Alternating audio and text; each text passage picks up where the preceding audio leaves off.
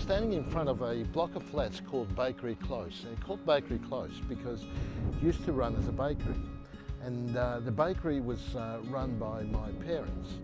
I was about 10 or 12 and would work here all through my secondary school.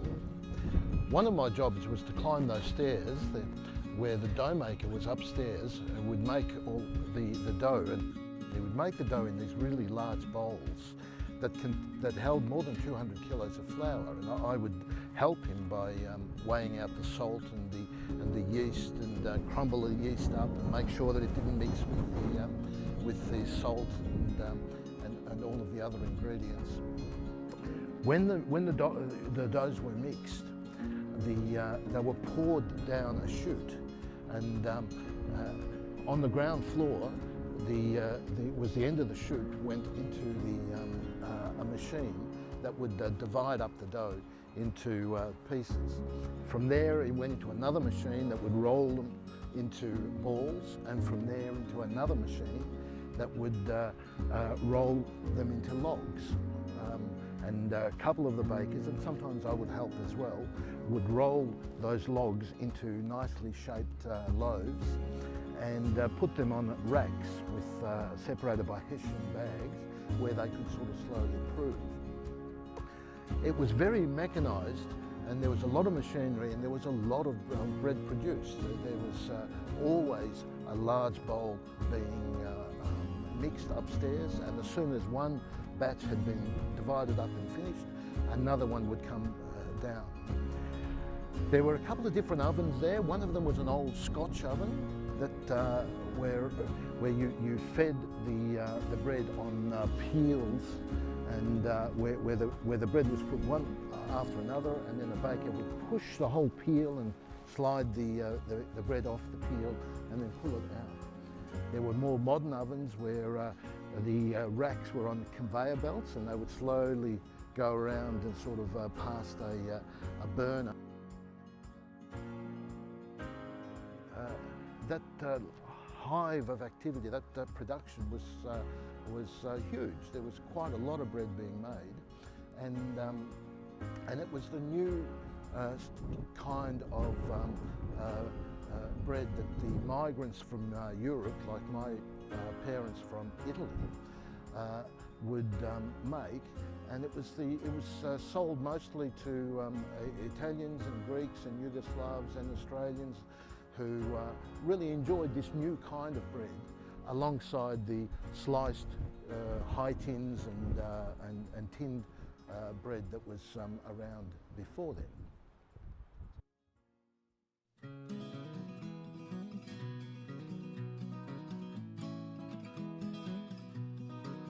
I came to Australia in 1955. Yeah, after 10 months I had the first baby. Really hard, not knowing English. And humiliating too, not really hard. Yeah.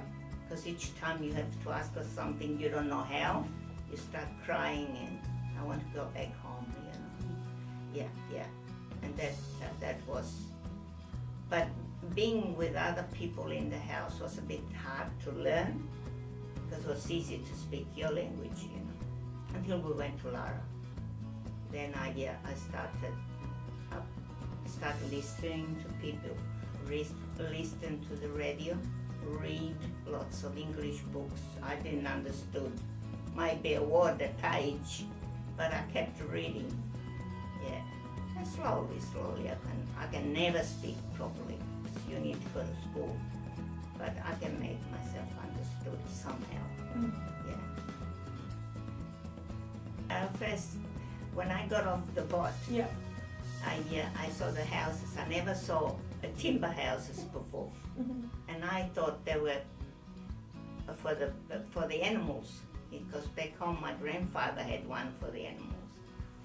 And when somebody said, no, that's how they are, because now it's brick house, but those guys you can see, yeah, it was fine. But Australia was different then than what it is now. But the people were really embracing, you know, even though they called us names, but they did embrace us, really had a lot of passion. Your way, it never goes away. everything stays with food. You know, it's mixed, you know, we cook chops. We never used to cook chops before. But I mean, our pasta and things we would always use it. Bloody wogs, they say. Garlic eaters. But, they didn't know what garlic, how nice garlic was if you cook it properly. I'm an old Aussie now. So the museum actually opened to the public in 2013, but all of us were involved in planning what we'd do with the museum.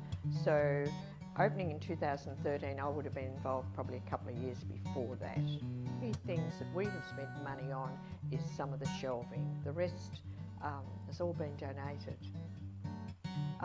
This particular Dutch family arrived here on Christmas Day, and I think it was 42 degrees, so it was super hot, and all they had was a tent. And when they arrived, some people up the road actually bought them homemade ice blocks on the day, and also another family bought them Christmas presents. So these people, the people who are already living here, didn't know that they were coming on Christmas Day maybe, but presents for them and ice blocks on a hot day. So, you know, that told me how welcoming we were. It's like making bread that I know what's in it, and I like to make sourdough bread, so that you get the natural yeasts, and I just like slowing down a bit, because to make a really nice loaf of bread, it really does take at least a day, and so it's nice to do that whenever I can.